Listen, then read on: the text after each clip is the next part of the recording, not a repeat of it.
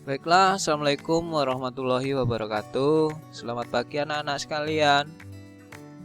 Kita pagi ini akan belajar tentang sistem pencernaan manusia. Sistem pencernaan manusia ini dimulai dari rongga mulut, selanjutnya kerongkongan, lambung, usus halus, dan usus besar. Dan sisanya nanti yang tidak dicerna akan dibuang melalui anus. Sistem pencernaan merupakan suatu proses yang mana mengubah makanan menjadi sari-sari makanan yang dapat diserap oleh tubuh. Nah, sistem pencernaan ini ada dua macam. Ada pencernaan mekanik, ada juga pencernaan kimiawi. Yang mana pencernaan mekanik itu adalah mengubah makanan yang besar-besar menjadi makanan yang lebih kecil dan lembut. Selanjutnya, pencernaan kimiawi ini adalah proses pencernaan yang dibantu oleh enzim agar makanan tersebut mudah diserap oleh tubuh kita. Nah, ini ada urutan pada sistem pencernaan pada tubuh kita.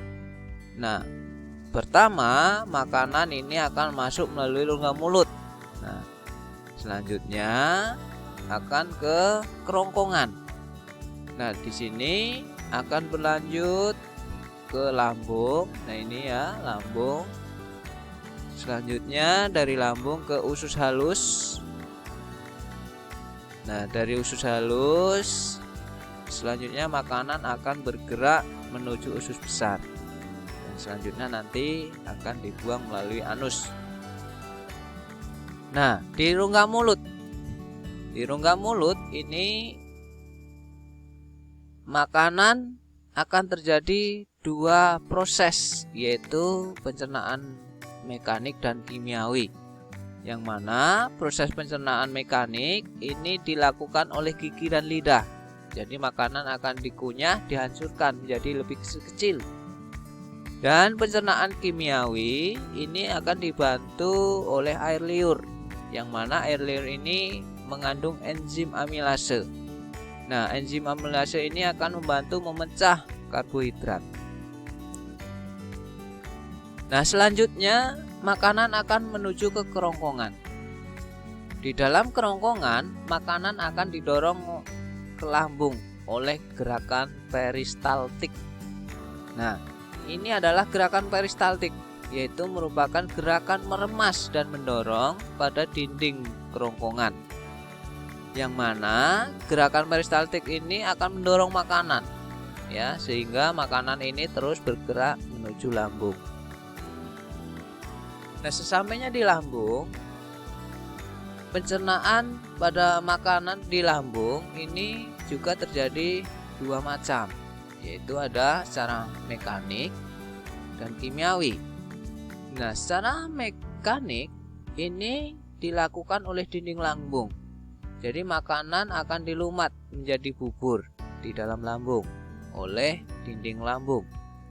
Nah, selanjutnya pencernaan kimiawi ini akan dibantu atau dilakukan oleh air, asam lambung, kemudian enzim renin, enzim lipase, dan enzim pepsin. Nah, di lambung ini ada bagian-bagian pada lambung, ya. Ada kardiak, ini adalah pintu masuk, kemudian ada fundus, kemudian ini dinding lambung, ya, ini fungsinya untuk membantu proses makanan secara mekanik. Kemudian ada serosa, mukosa, antum, kemudian pilorus. Nah, selanjutnya makanan akan menuju ke usus halus. Nah, di dalam usus halus ini terjadi pencernaan secara kimiawi dan penyerapan sari-sari makanan. Yang mana hati dan pankreas akan menghasilkan enzim Nah, enzim-enzim yang dihasilkan ini akan membantu proses pencernaan kimiawi yang ada di usus halus. Nah, pankreas nanti akan mengeluarkan ke dalam usus halus yang membantu memecah karbohidrat, lemak, dan protein. Hati nanti akan menghasilkan empedu yang disimpan di kantong empedu. Empedu akan membantu membuat molekul lemak menjadi larut sehingga dapat diserap oleh tubuh. Nah, di dalam usus halus ini ada 3 susunan, yaitu ada duodenum, ada jejunum, dan ada ileum. Nah, nanti penyerapan itu akan terjadi di usus halus. Nah, selanjutnya makanan akan bergerak ke usus besar. Nah, makanan yang tidak diserap oleh usus halus maka akan masuk ke dalam usus besar. Nah, sisa-sisa makanan tersebut banyak mengandung air, sehingga air-air tersebut nanti akan diserap kembali oleh usus besar. Nah, di dalam usus besar ini terdapat bakteri Escherichia coli, yang mana bakteri ini fungsinya untuk membantu proses pembusukan sisa makanan, kemudian akan dirubah menjadi feses. Nah, selanjutnya feses nanti akan dibuang melalui anus. Demikianlah pembelajaran pada pagi hari ini. Terima kasih atas perhatiannya. Saya ucapkan. Saya akhiri. Assalamualaikum warahmatullahi wabarakatuh.